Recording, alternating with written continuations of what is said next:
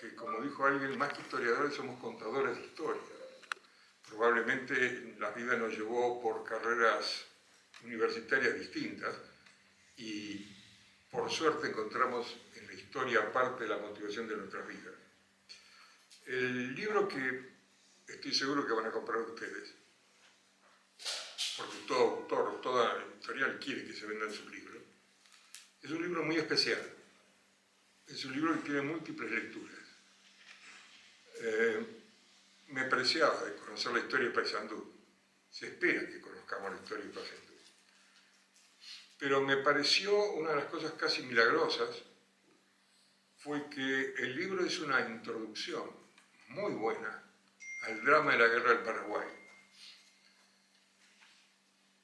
Traduce un profundo conocimiento de los países y de las sociedades que se van a ver envueltas en una masacre con objetivos claros, no en su momento, pero ahora a larga distancia sí. La necesidad de expandirse de algunos países, las falsas ideas sobre civilización y barbarie de otros países, pero en el fondo es la historia de hombres que decidieron enfrentar y llevar a cabo adelante sus ambiciones personales, a veces coincidentes con las ambiciones del país. No es el drama de Paysandú, es el drama de una región que está saliendo de su guerra por la independencia y va a entrarse a poner pantalones largos para tratar de ser mayor o más importante. No hace mucho más que compartir la historia de expansión brutal de toda la Europa conocida. Piensen en la década del 1870, lo que es Europa, creciendo, la falsa paz establecida, el avance de los poderes imperiales a lo largo del globo, no tenía por qué ser muy distinto. Brasil seguía siendo el gran imperio, Uruguay estaba en el medio de nosotros, Argentina tenía sus ambiciones, mejores o peores, no me importa. Muchos de ustedes probablemente no estén de acuerdo con todas las cosas que se dicen en el libro, y me parece brillante que lo estén. Pero no es un libro para complacientes, es un libro para lectores de historia. Lo que ninguno de ustedes va a poder negar es que está magníficamente investigado, cosa que no es común en muchos de nuestros libros de historia, o que adolecen de una investigación tan profusa que nos aburre, o de tan escasa que terminan siendo panfletos. Este libro no es un panfleto, este libro es un libro de historia americana. Yo no quiero cansarlos, el autor merece ser el centro de la reunión, así que les pido que lo saludemos con un aplauso y escuchémoslo.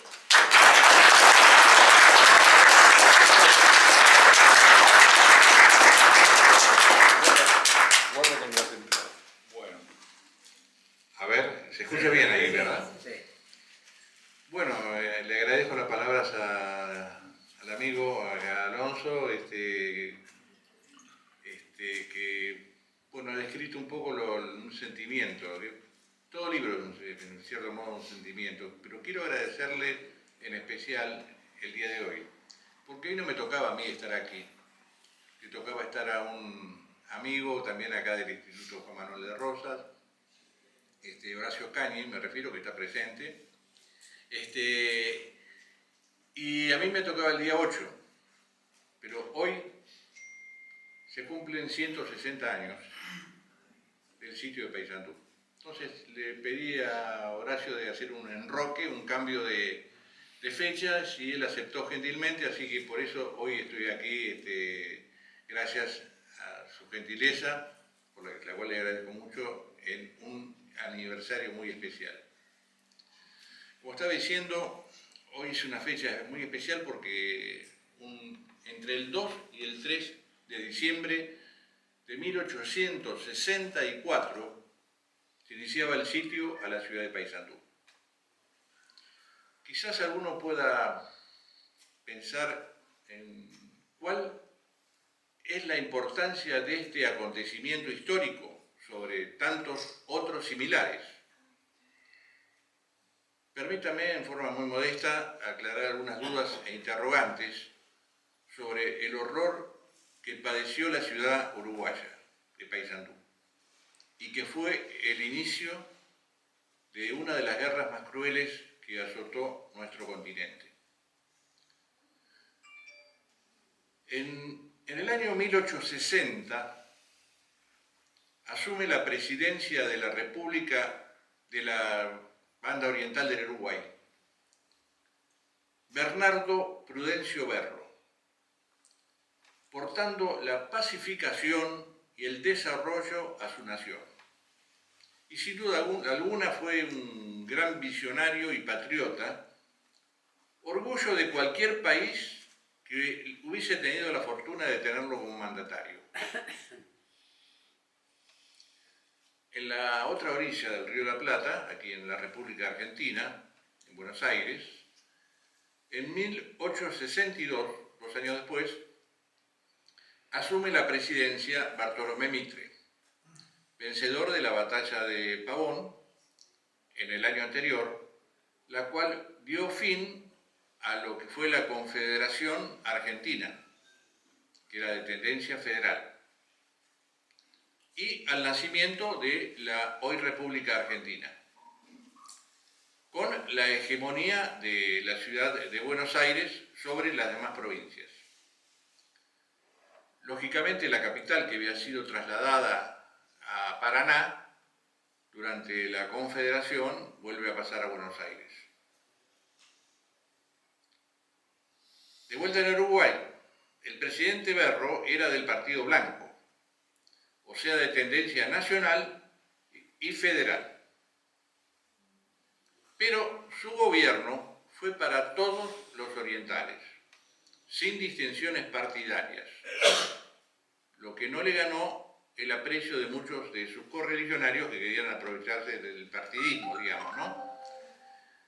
Él fue una persona muy neutral. Y bueno, lo vemos porque a pesar de simpatizar con la causa de las provincias federales argentinas, Berro, el presidente uruguayo, prohibió toda acción de ayuda desde el Uruguay en la lucha que mantuvo Buenos Aires contra las provincias. Incluso el mismo Bartolomé Mitre le reconoció y agradeció por carta su loable actitud de neutralidad que mantuvo. No obstante, a pesar de que el gobierno del Estado Oriental no ofrecía ningún peligro para su vecino en el Plata, en el Río de la Plata, a Bartolomé Mitre le dolía que en la otra orilla hubiese un gobierno con la misma tendencia federal que él había combatido y derrotado en su país. Tenía a su servicio muchos militares uruguayos que habían emigrado de su país y estaban al servicio del ejército argentino, y uno de ellos fue Venancio Flores, que era del Partido Colorado, de tendencia liberal, quien había gobernado años antes, con algunos altibajos, en la Banda Oriental. Venancio Flores comenzó a conspirar desde Argentina para derrocar al legítimo gobierno Blanco de Berro.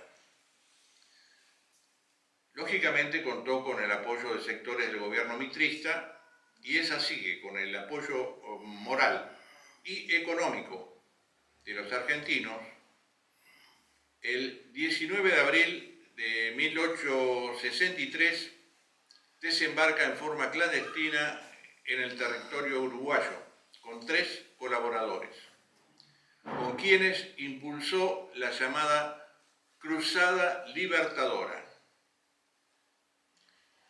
cuyo fin era derrocar al gobierno nacional del Uruguay con el apoyo encubierto de funcionarios, como hemos dicho, del gobierno de Mitre. Cuando zarpa Venancio Flores desde Argentina en un barco de la flota de nuestro país, es despedido en el puerto, según fuentes certificadas y dignas de crédito, por el mismo ministro de Guerra de ese entonces en Argentina, que era el teniente general Juan Andrés Gelioves. Creo que es Tatarabuelo mío. exactamente. En Uruguay lo esperaban otros complotados que recibieron armas y pertrechos a través de barcos argentinos financiados desde Buenos Aires. Mientras se desarrollaba esta parte de la historia, en el Imperio del Brasil se producían otros sucesos que iban a contribuir a crear un peligroso conflicto. Era el caldo de cultivo de un conflicto en ciernes, al cual se encaminaban estos protagonistas sin medir la intensidad y consecuencias a las que se podía llegar con el mismo. Una serie de desafortunados sucesos en 1863, los que fueron denominados como la cuestión Christie, por el apellido Christie, un apellido inglés, enfrentó diplomáticamente al Imperio del Brasil contra Inglaterra, país al cual siempre había sido aliado, habían estado en muy buenas relaciones. A raíz de este conflicto, los ingleses le exigieron a Brasil una muy importante compensación económica y distintas formas de desagravio a la corona inglesa que eran sumamente humillantes para el Brasil. Brasil no quiso saber nada, pero bueno,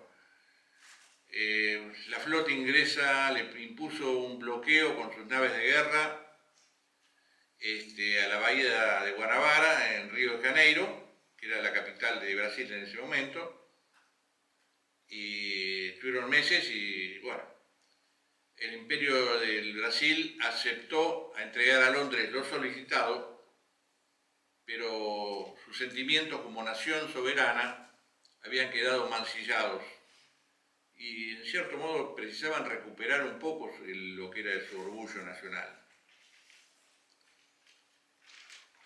La República Oriental del Uruguay hacía ya muchos años que había abolido la esclavitud, sistema condenado por las naciones civilizadas de ese momento y que aún continuó en Brasil hasta 1888, es decir, a 12 años del siglo XX. El presidente Berro del Uruguay comprobó que en las grandes estancias situadas al norte de Uruguay, ubicaban cerca de un 25 a un 30% del territorio, en su mayoría eran propiedad de brasileños. Y sus dueños habían traído a sus esclavos desde Brasil a sus establecimientos para trabajar la tierra, pues les resultaba mucho más rentable que contratar personal uruguayo al cual había que pagarle. El presidente oriental les exige a los estancieros brasileños que regularicen esa situación, ya que no podía haber esclavos en el Uruguay. Los estancieros brasileños eran de la zona del sur de Brasil, quienes años atrás se habían separado del imperio y habían creado una propia república, la República Rio-Grandense o República de Piratini, durante la Revolución Farroupilla en los años 1835 a 1845, 10 años.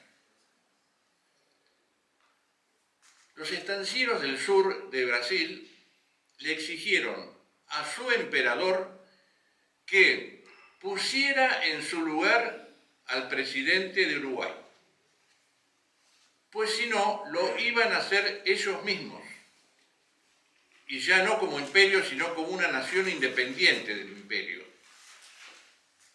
Ante esta amenaza, el gobierno brasileño vaciló, pues se enfrentaba a una guerra internacional o a un peligro de la separación e independencia de sus estados del sur. que ya lo habían hecho años atrás. El peligro para Brasil no era una guerra contra el Uruguay. Era un país pequeño que contaba con un muy valiente ejército, pero en un número ínfimo, muy pequeño, y para poder enfrentar al imperio brasileño. El problema que tenía el imperio del Brasil era qué acciones tomaría el Paraguay. La República del Paraguay estaba en esa época en pleno desarrollo. Su independencia de España no había sufrido las largas luchas como la padecida por otros países sudamericanos. La población en general vivía en un estado de tranquilidad, ajena a los problemas. Había algunos problemas con intelectuales liberales, pero que se habían emigrado a Buenos Aires, y en parte un sector del clero también tuvo problemas con el gobierno paraguayo, pero en general la población era un ambiente muy pacífico. Las tierras en Paraguay eran públicas, no eran privadas, eran propiedad del Estado.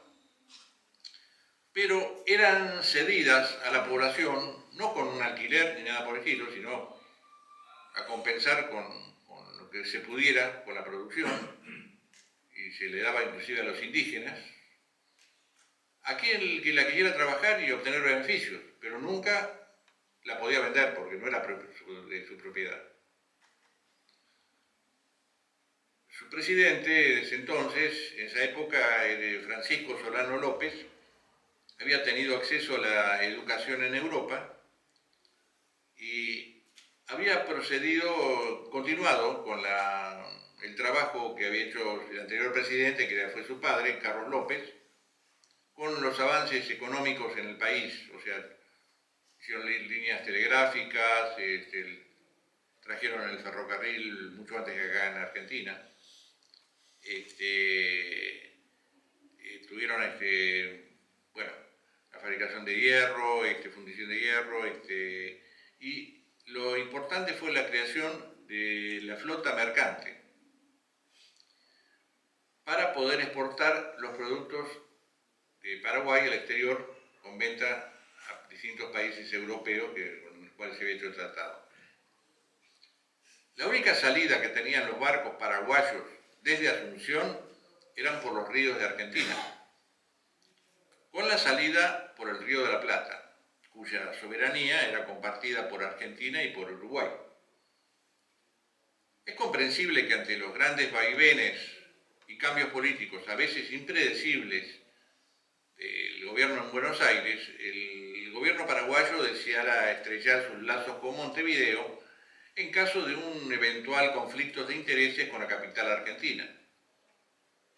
Y podían contar con la protección también de las aguas uruguayas. También Uruguay manifestó su intención de una alianza con el Paraguay y envió emisarios para tratar de concretar tratados al respecto, pues ante las ambiciones manifiestas en contra de su soberanía, porque sabemos que Brasil quería a Uruguay como provincia y Argentina pretendía también volver a la época del virreinato, digamos, en el cual Uruguay formaba parte de ello. Y entonces le interesaba tener una alianza y la protección de Paraguay, un país que había desarrollado un importante ejército en la región. Mientras tanto, en el territorio de la Banda Oriental, el rebelde Venancio Flores proseguía con su campaña revolucionaria. Logró algunos éxitos, pero no podía concretar sus acciones, pues la lucha estaba muy equilibrada. Según los militares brasileños, ningún bando, sin la intervención directa del Brasil, podía ganar. estaba muy equilibrado todo. Las armas enviadas desde Buenos Aires y el dinero desde Río de Janeiro no bastaba para lograr el triunfo de Venancio Flores y sus rebeldes. El Imperio del Brasil toma la decisión de intervenir con la excusa de proteger a sus connacionales estancieros en Uruguay, estacionando tropas en la frontera con Uruguay. El gobierno paraguayo, al ser informado sobre estas acciones, advierte al gobierno imperial del Brasil que no va a tolerar una invasión al Uruguay y que si ésta se produjera, el Paraguay no se iba a quedar con los brazos cruzados. El 12 de septiembre de 1864, las tropas del Imperio del Brasil, desestimando la advertencia paraguaya, comienzan con su invasión al territorio uruguayo bajo la mirada cómplice del gobierno en Buenos Aires, que fue permisivo en estas acciones. Pocos meses después, y ante el agravamiento de las acciones brasileñas en territorio de la Banda Oriental, el Paraguay le declara la guerra al imperio. Y de esta forma se inicia un conflicto de los más trágicos que ha conocido el continente sudamericano. Antes de la intervención brasileña en el conflicto, las tropas rebeldes de Venancio Flores quisieron tomar la ciudad de Paysandú, pero fracasaron por la heroica defensa de sus pobladores, que son llamados hasta el día de hoy sanduceros,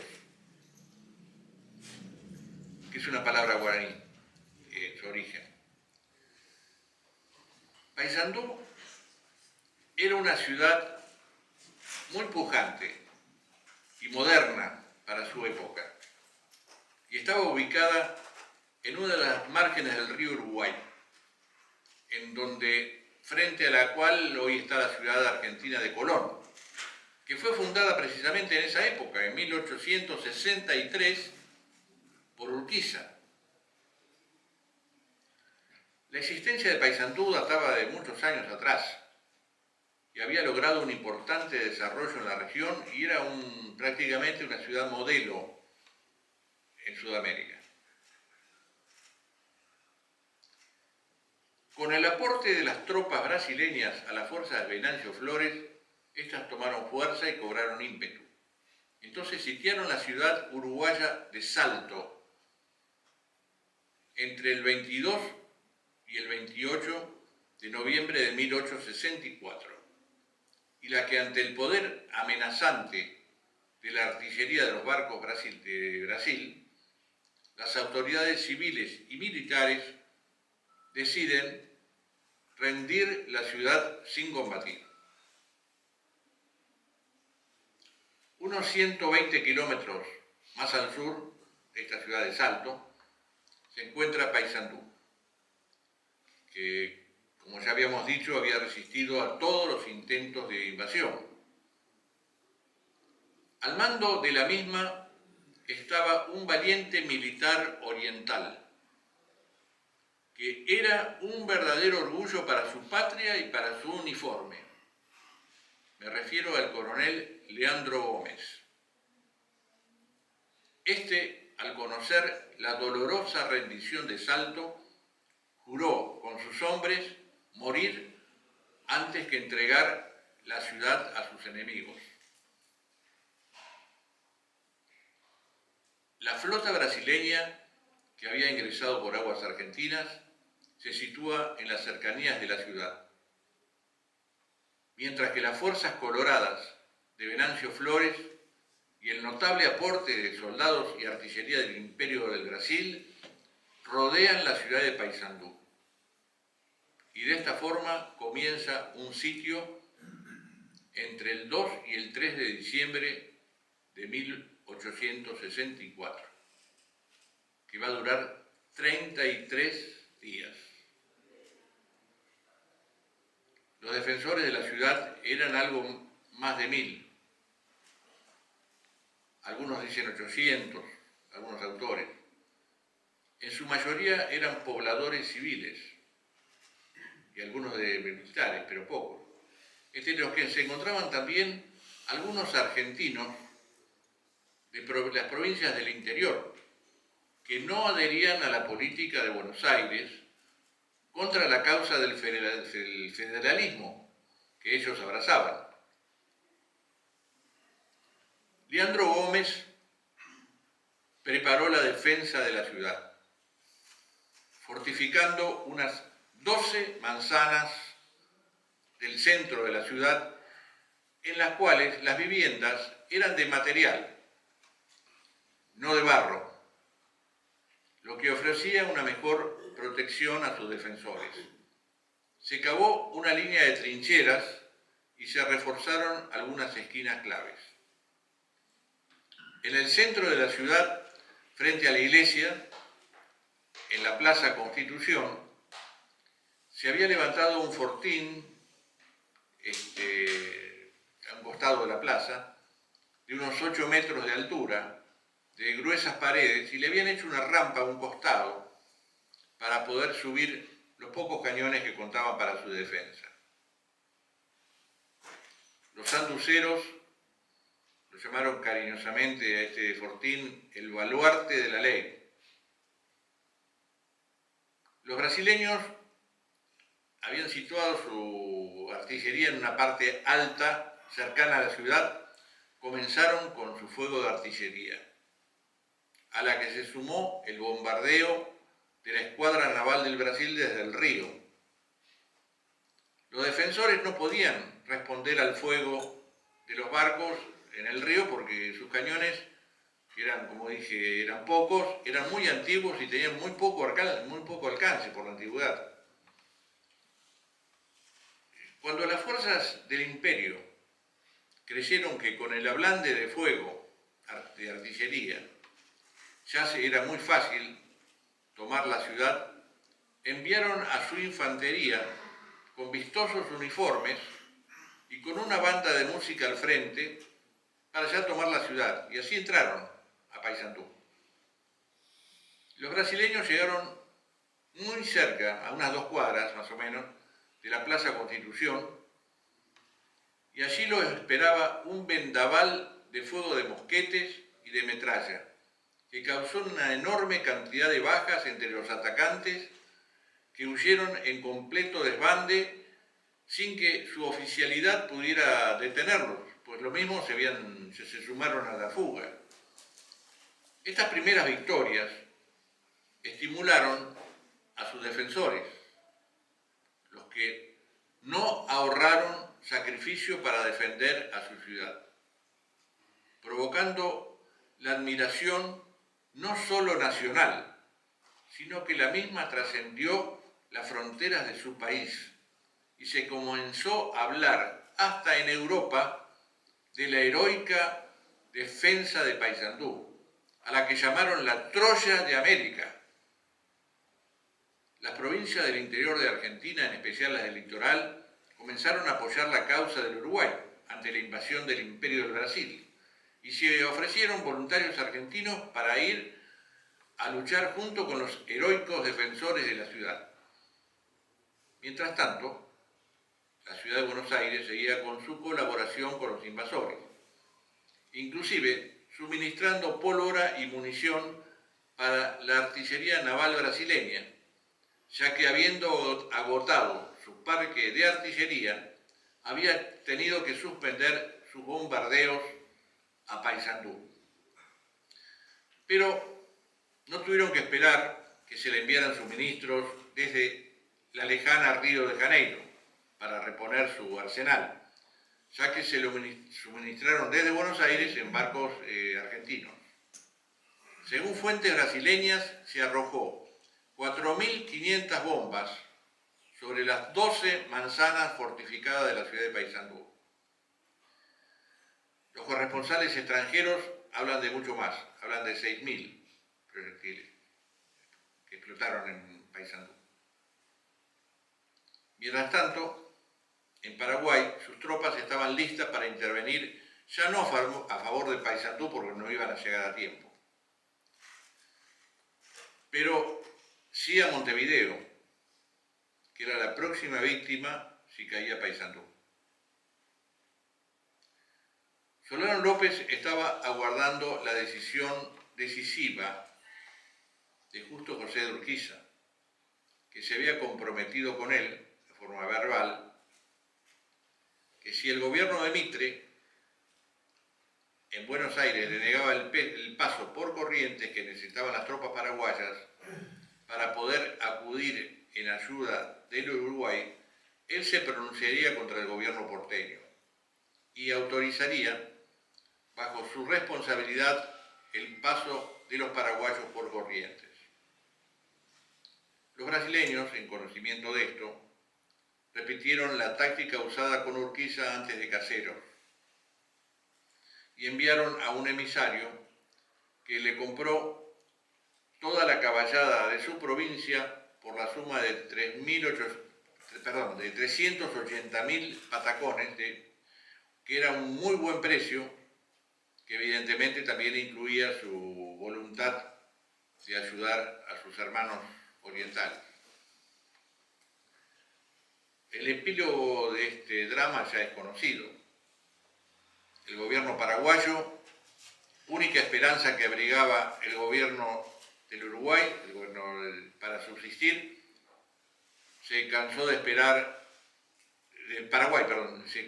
las vanas proezas de Urquiza y declaró la guerra a Argentina por su negación al paso de las tropas y sus acciones a favor de los rebeldes en Uruguay y la colaboración con el Imperio del Brasil. El gobierno de Mitre ocultó esta declaración de guerra profeso para usar la esperada invasión paraguaya a la provincia de Corrientes como si fuera un artero ataque a traición a la vecina nación sin mediar una declaración de guerra. Paysandú nunca recibió los refuerzos esperados y luego de más de un mes, sin municiones, sin alimentos, defendiéndose hasta con piedras, capituló. Y ahí vino la revancha de los atacantes, que culminó con una horrible matanza, incluyendo al recién promovido general Leandro Gómez y a todos sus oficiales. Esto cubrió de vergüenza a gran parte de los oficiales brasileños que se manifestaron en contra de esa masacre que hicieron los uruguayos colorados, y escandalizó a los periodistas extranjeros que estaban cubriendo el conflicto, como se puede constatar en mi libro en sus testimonios. Atanasio Cruz Aguirre, que había sido también del Partido Blanco como Berro, que había reemplazado a Berro en su presidencia provisoria, termina su mandato y su reemplazo, ante la amenaza de la flota brasileña de repetir el bombardeo y arrasar la ciudad de Montevideo, rinde la ciudad a las fuerzas brasileñas. Y entraron en las fuerzas brasileñas a Montevideo junto con Venancio Flores, quien al poco tiempo asume el gobierno como una especie de presidente provisorio, un gobierno títere a los intereses de Brasil, y lo primero que hace es firmar con Brasil un pacto militar. El gobierno de Buenos Aires firma con los uruguayos de Flores y el Imperio de Brasil este tratado llamado de la Triple Alianza, a espaldas de la opinión de gran parte de las provincias argentinas, que manifestaban que su verdadero enemigo en ese momento era Brasil, el Imperio de Brasil, no Paraguay. Esta alianza va a asignar la destrucción del Paraguay en una guerra sin cuartel de más de 5 años de duración, que exterminaría casi el 90% de la población masculina de ese país y produciría una inútil sangría, como toda guerra producida por intereses ajenos al sentir de la patria, en una joven generación argentina aquí en nuestro país. Muchas gracias.